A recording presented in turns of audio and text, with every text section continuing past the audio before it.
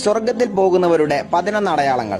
1. ദുനിയാവിൽ അഡ്ജസ്റ്റ് ചെയ്ത് ജീവിക്കുകയും ആഖിറത്തിന് വേണ്ടി ആഗ്രഹിക്കുകയും ചെയ്യുന്നവർ. 2. ഇബാദത്തുകൾ ചെയ്യാൻ താല്പര്യമുള്ളവർ, അതിൽ ഖുർആൻ പാരായണം ചെയ്യാൻ കൂടുതൽ ഇഷ്ടമുള്ളവർ. 3. ആവശ്യമില്ലാത്ത കാര്യത്തിൽ സംസാരിക്കാത്തവർ. 4. 5 വക്ത് നിസ്കാരം കൃത്യനിഷ്ഠതയോടെ നിർവഹിക്കുന്നവർ. 5. ചെറിയ തെറ്റുകളിൽ നിന്നും വലിയ തെറ്റുകളിൽ നിന്നും ഒരുപോലെ മാറി നിൽക്കുന്നവർ. മ്യൂസിക് കേൾക്കുക, ഔറത്ത് മറയ്ക്കാതെ നടക്കുക, മോശമായി സംസാരിക്കുക തുടങ്ങിയ തെറ്റുകളെ നിസ്സാരമായി കാണാതിരിക്കുക. 6. സ്വാലിഹീങ്ങളുടെ കൂടെ കാണുന്നവർ, അവന്റെ കൂട്ടുകാരെല്ലാം സ്വാലിഹീങ്ങളായിരിക്കും. 7. വിനയമുള്ളവർ. 8. എല്ലാം കൊടുക്കാനുള്ള മനസ്സുള്ളവർ. 9. അള്ളാഹുവിന്റെ സൃഷ്ടികളോട് കരുണയുള്ളവർ. 10. എല്ലാവർക്കും സഹായം ചെയ്യുന്നവർ. ഒരാളെ സഹായിക്കാനുള്ള അവസരം ലഭിച്ചാൽ അത് ഉപയോഗപ്പെടുത്തുക.